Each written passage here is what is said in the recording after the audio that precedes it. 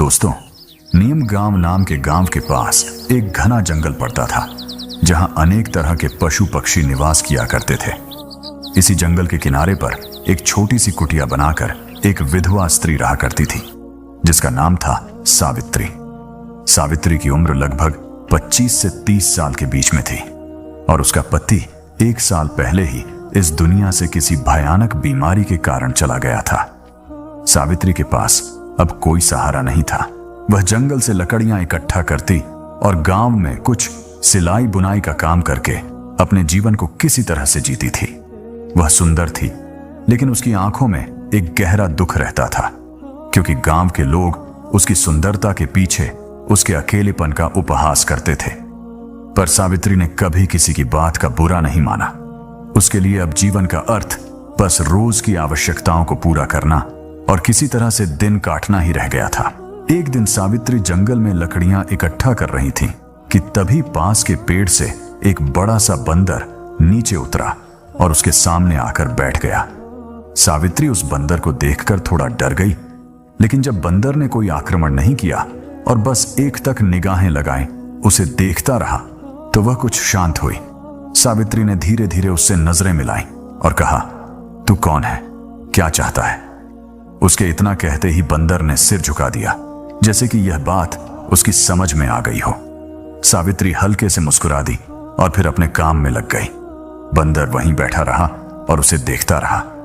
जब सावित्री अपनी लकड़ियों को बांधने लगी तो बंदर आकर उसकी मदद करने लगा। सावित्री आश्चर्यचकित रह गई। उसने बंदर के सिर पर प्यार से हाथ फेरा और कहा, तू बहुत समझदार है। उस दिन के बाद से नित्य वह बंदर सावित्री के पास आता। वह कभी उसके लिए फल लेकर आता तो कभी उसके काम में किसी तरह की मदद कर देता।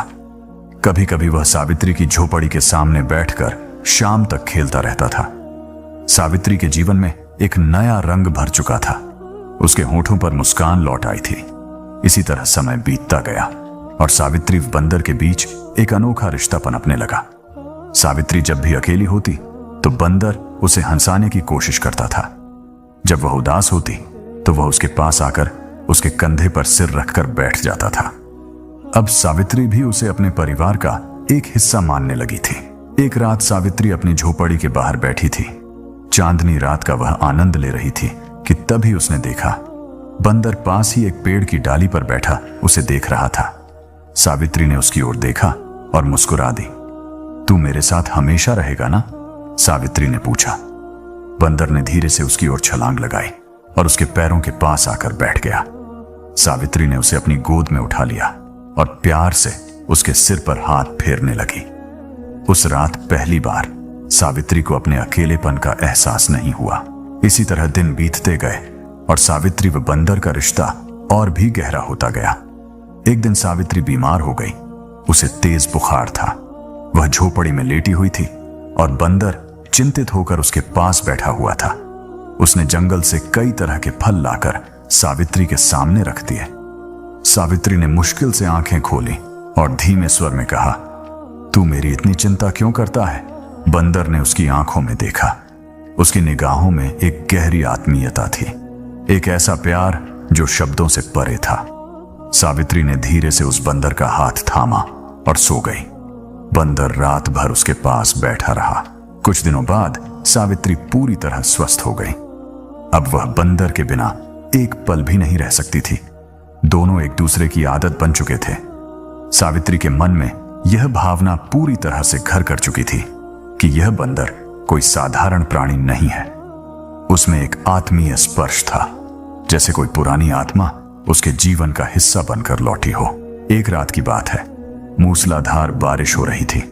सावित्री झोपड़ी में बैठी थी और बंदर उसके पास आकर बैठ गया।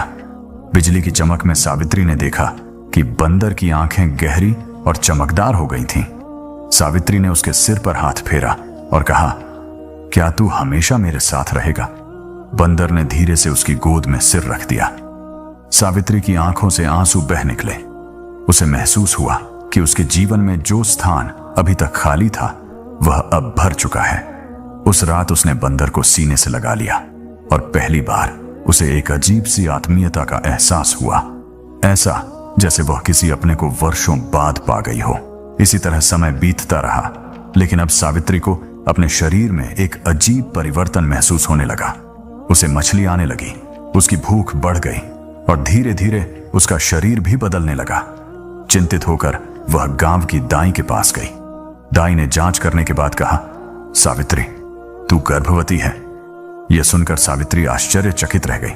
उसने दाई से कहा, यह कैसे संभव है? मेरा तो कोई पति नहीं है। दाई ने उसकी आंखों में देखा और शांत स्वर में कहा, पर यह सत्य है बेटी। सावित्री उलझन में पड़ चुकी थी। वह लौटते हुए सोचने लगी, क्या यह संभव है? उसे वह रात याद आई जब उसने बंदर को अपने पास सुलाया था और उसके मन में एक विचित्र शांति, एक गहन आत्मीयता का एहसास हुआ था। क्या यह संभव है कि बंदर ही उसकी कोख का कारण हो? यह सोचकर वह डर गई और उलझन में पड़ गई। अब सावित्री हर दिन बंदर को देखती, लेकिन उसके मन में भय और संकोच का भाव घर कर चुका था। बंदर पहले की तरह ही उसके आसपास घूमता, उसकी मदद करता, कभी फल लाता, कभी लकड़ियां इकट्ठा करता। पर सावित्री के मन में अब कई प्रश्न मंडराने लगे थे। क्या यह प्रेम था, या कोई चमत्कार, या फिर कोई अभिशाप? क्या वह बंदर वास्तव में एक साधारण प्राणी था, या कोई देवता था, या कोई शापित आत्मा? सावित्री इन प्रश्नों से घिरी हुई थी, लेकिन उसके पास इनका कोई उत्तर नहीं था।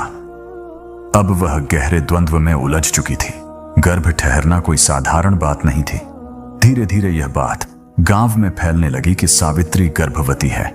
गांव की औरतें और मर्द उसके बारे में तरह तरह की बातें करने लगे। एक विधवा के पेट में बच्चा, यह कैसे हो सकता है? जरूर यह कोई पाप है। कहीं जंगल का कोई राक्षस तो इसके सपनों में नहीं आता। सावित्री इन बातों से परेशान थी।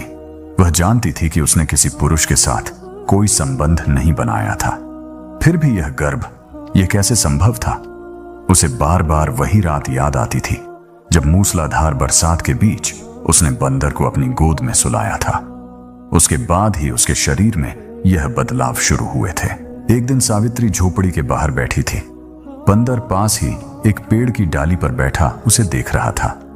सावित्री ने उसकी ओर देखा और पूछा, क्या तू जानता है कि मेरे साथ क्या हो रहा है? बंदर टकटकी लगाकर उसकी आंखों में देखने लगा। उसकी आंखों में वही गहरी चमक थी जो उस बरसात की रात थी। आंसुओं से भरी सावित्री की आंखों से निकलते शब्द थे, मैंने तुझसे प्रेम किया है, लेकिन यह कैसे संभव है कि तू मेरे गर्भ का कारण बन गया।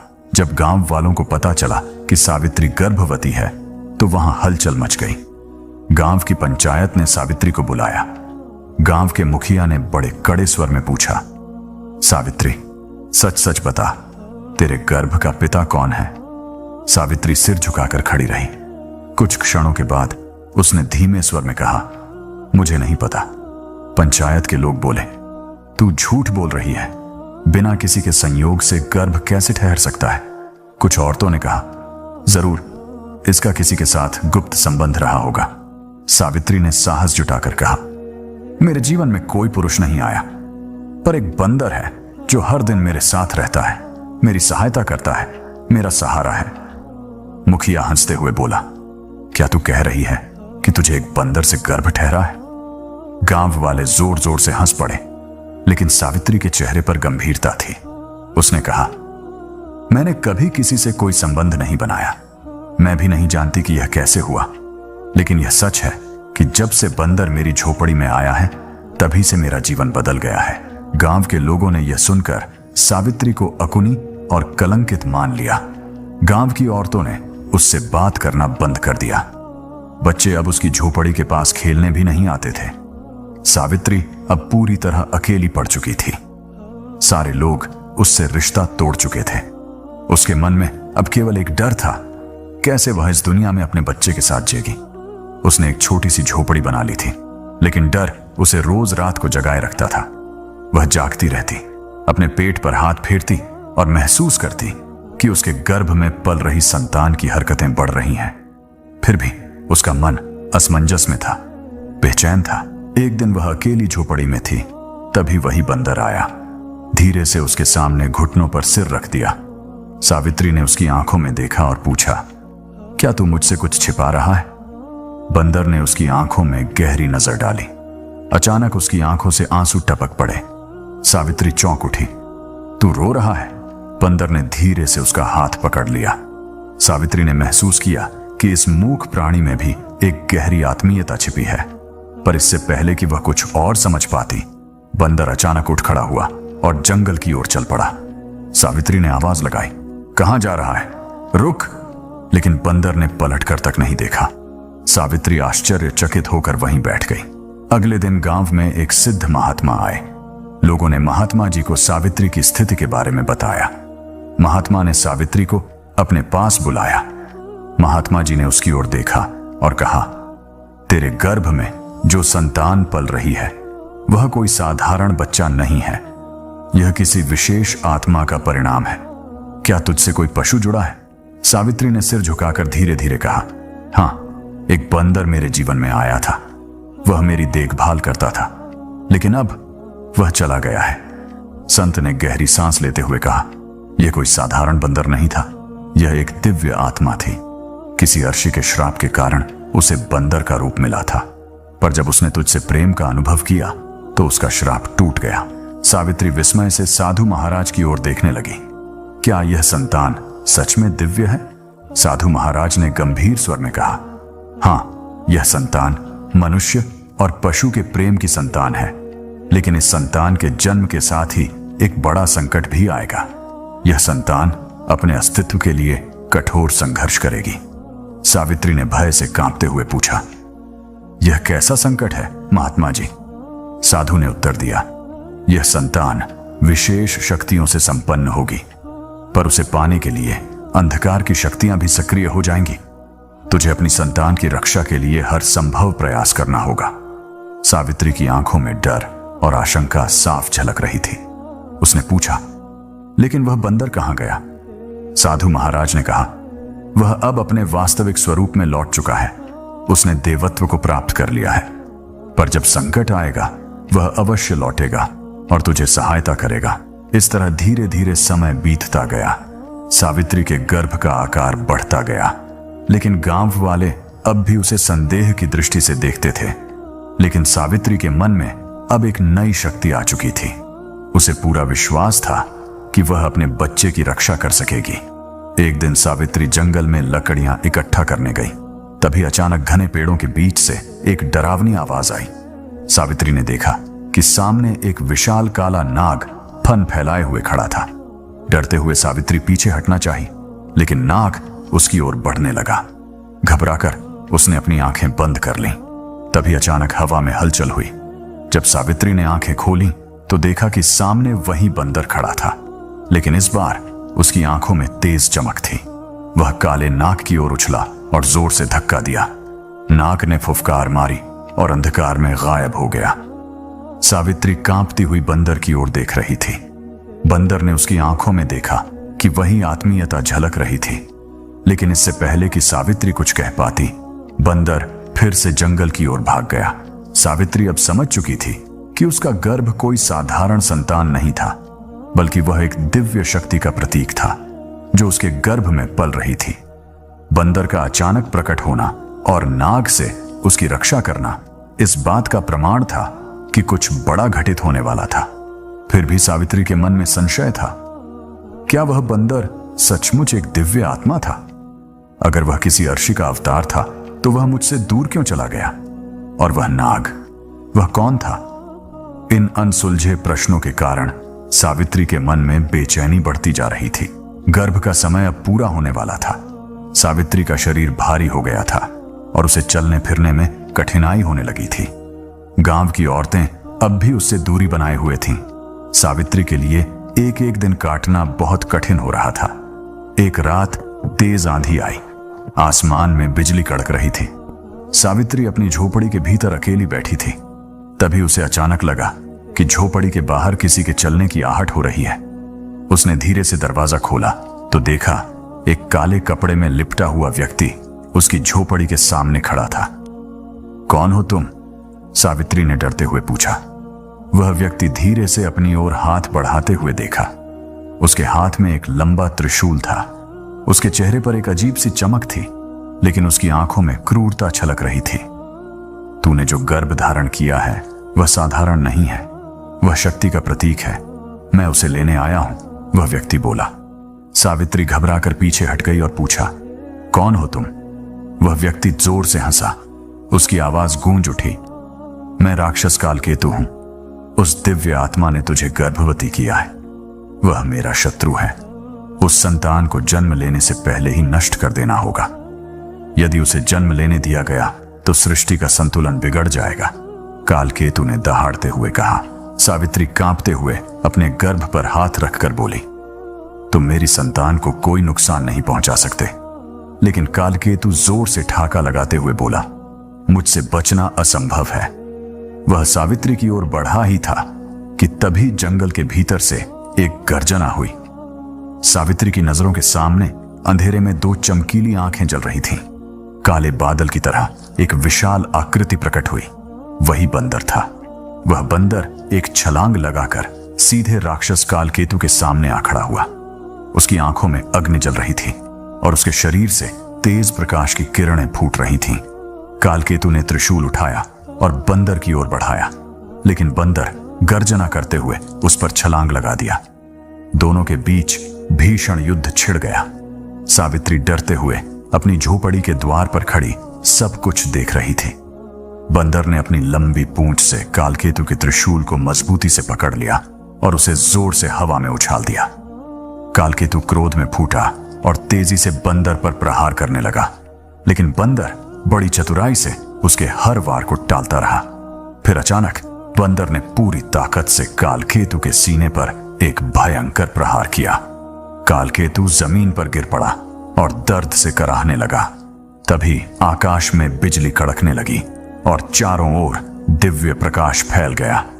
कालकेतु का शरीर जलने लगा, धुएं में बदलकर धीरे धीरे अदृश्य हो गया। वह बंदर सावित्री की ओर देखने लगा। उसकी आंखों में गहरी शांति और करुणा थी। डर से कांपती हुई सावित्री ने फुसफुसाया, तू कौन है? बंदर धीरे धीरे उसकी ओर बढ़ा, अपनी नरम हथेली सावित्री के हाथों में रख दी। तभी उसकी पूरी देह से दिव्य प्रकाश फूटा और वह एक सुंदर युवक में परिवर्तित हो गया। सावित्री आश्चर्यचकित रह गई। उसके सामने एक सुंदर दिव्य युवक खड़ा था, जिसके शरीर से तेज झलक रहा था। उसकी आंखों में करुणा और प्रेम की गहराई थी। मैं कोई साधारण बंदर नहीं था सावित्री, मैं अर्शी का पुत्र हूं। मेरे ऊपर श्राप था कि जब तक मैं किसी स्त्री के प्रेम की परीक्षा नहीं दूंगा, तब तक मुझे पशु योनि में ही रहना होगा। सावित्री ने बड़ी हैरानी से पूछा, फिर तूने मुझसे प्रेम क्यों किया? उस युवक ने कहा, क्योंकि तेरा प्रेम निश्चल और निस्वार्थ था। तूने मुझसे बिना किसी लालच के प्रेम किया था। यही कारण है कि मेरा श्राप समाप्त हो चुका है। लेकिन अब एक नई परीक्षा सामने है। सावित्री ने चौंकते हुए पूछा, कैसी परीक्षा? उस युवक ने कहा, तेरे गर्भ में पल रही संतान कोई साधारण संतान नहीं है। वह सृष्टि के संतुलन का प्रतीक है। लेकिन कालकेतु जैसे राक्षस अभी भी सक्रिय हैं। उस संतान को जन्म लेने से रोकने की कोशिश करेंगे। तुझे इसकी रक्षा करनी होगी। सावित्री ने युवक का हाथ थामा और कहा, लेकिन तूने मुझे अकेला क्यों छोड़ दिया था? उस युवक ने कहा, मैंने तुझे इसलिए छोड़ा था ताकि मेरा प्रेम सच्चा साबित हो सके। मैं जानना चाहता था कि तू मेरे बिना भी अपनी संतान की रक्षा करेगी या नहीं, और तूने साबित कर दिया कि तू सच्ची संगिनी है। सावित्री की आंखों से आंसू बह निकले। उसने उस युवक को सीने से लगाकर कहा, मैं तुझे कभी नहीं जाने दूंगी। उस युवक ने कहा, अब मैं तुझे छोड़कर कभी जाऊंगा भी नहीं, लेकिन तेरे गर्भ की रक्षा के लिए मुझे एक बार फिर से अपने दिव्य स्वरूप में जाना होगा। मैं तब लौटूंगा जब तेरे और तेरे गर्भ के जीवन पर खतरा मंडराएगा। सावित्री ने घबरा कर कहा, लेकिन अगर तू चला गया तो मैं अकेली कैसे रहूंगी? उस युवक ने उसके चेहरे को दोनों हाथों से थामते हुए कहा, तेरे मन में जो शक्ति है वही तेरी रक्षा करेगी, और मैं तेरे साथ सदा रहूंगा, भले ही तू मुझे देख ना सके। उस युवक ने धीरे से सावित्री का हाथ छोड़ा और फिर से तेज प्रकाश में बदलकर बंदर के रूप में लौट आया। बंदर ने सावित्री की ओर अंतिम बार प्रेम से देखा और जंगल की ओर दौड़ गया। सावित्री वहीं बैठी रही। उसके मन में भय और प्रेम दोनों का मिश्रण था। वह जानती थी कि जो संतान उसके गर्भ में पल रही है, वह अब केवल उसका भाग्य नहीं थी। वह संतान सृष्टि के भविष्य की रक्षक थी। सावित्री के गर्भ का समय पूरा हो रहा था। उसके शरीर में हलचल बढ़ने लगी थी। गांव के लोग अब भी उसे शंका की दृष्टि से देख रहे थे, लेकिन सावित्री के मन में अब किसी प्रकार का संशय नहीं था। कोई डर नहीं था, कोई भय नहीं था। उसे पूरा विश्वास था कि उसकी संतान का जन्म एक दिव्य उद्देश्य के लिए हो रहा है। सुबह होते ही गांव में अजीब सी हलचल मच गई। आसमान में अंधकार छा गया। पेड़ तेजी से हिलने लगे। पक्षी डर के मारे इधर उधर उड़ने लगे। सावित्री झोपड़ी के बाहर आई तो देखा कि गांव के बाहर एक काली आकृति खड़ी थी। वह कालकेतु था। उसकी लाल आंखों में क्रोध की ज्वाला जल रही थी। उसने गरजते हुए कहा, मैं वापस आ गया हूं। तेरे गर्भ की संतान को मैं जन्म नहीं लेने दूंगा। सावित्री ने बड़ी ही साहस से कहा, तू मेरी संतान को छू भी नहीं सकता। कालकेतु ने जोर से हंसते हुए ठाका लगाया और कहा, तू अकेली क्या कर सकती है? मैं स्वयं अंधकार का स्वामी हूं। तेरा अंत निश्चित है। सावित्री ने अपने गर्भ पर हाथ रखा और कहा, मेरे गर्भ की रक्षा स्वयं ईश्वर कर रहे हैं। तू चाहे जितना प्रयास कर ले, मेरी संतान को तू नुकसान नहीं पहुंचा सकता। उस राक्षस कालकेतु ने त्रिशूल उठाया और सावित्री की ओर उछाल दिया। सावित्री ने आंखें बंद कर लीं। तभी अचानक हवा में एक गर्जना हुई। सावित्री ने देखा कि सामने वही बंदर खड़ा था। उसकी आंखों में अग्नि की ज्वाला निकल रही थी। बंदर ने छलांग लगाकर त्रिशूल को हवा में पकड़ लिया और उसे कालकेतु की ओर फेंक दिया। त्रिशूल कालकेतु के सीने में जाकर धंस गया और कालकेतु दर्द से चीख उठा। बंदर ने कहा, कालकेतु, तेरा अंत अब निश्चित है। अब तू इस सृष्टि का हिस्सा नहीं रहेगा। कालकेतु ने क्रोध में कहा, तू मुझे नहीं हरा सकता। तो बंदर ने जोर से छलांग लगाई और कालकेतु के सिर पर प्रहार किया। उसका शरीर जलने लगा और वह राख में बदल चुका था। सावित्री ने देखा कि बंदर अब धीरे धीरे उसके पास आ रहा था। उसकी आंखों में प्रेम और शांति का भाव था। बंदर ने उसके हाथ को छुआ और कहा, अब तुझे अपने भाग्य का सामना करना है। सावित्री ने अचानक तेज पीड़ा का अनुभव किया। वह जमीन पर जाकर बैठ गई और बंदर ने उसके सिर पर हाथ रखा। सावित्री को लगा जैसे एक दिव्य शक्ति उसके भीतर प्रवेश कर रही हो। धीरे धीरे उसके दर्द के बीच एक मधुर रोशनी प्रकट हुई। एक शिशु के रोने की आवाज सुनाई देने लगी। सावित्री ने देखा कि उसकी गोद में एक दिव्य बालक था, जिसके शरीर से स्वर्णिम प्रकाश निकल रहा था। बंदर ने उस बालक को देखा और कहा, यह संतान मानव और देव के मिलन का प्रतीक है। यह भविष्य में सत्य और धर्म की स्थापना करेगा। इसकी रक्षा करना तेरा कर्तव्य है। सावित्री ने प्रेम से बालक को अपनी गोद में उठा लिया और कहा, मैं इसकी रक्षा जरूर करूंगी।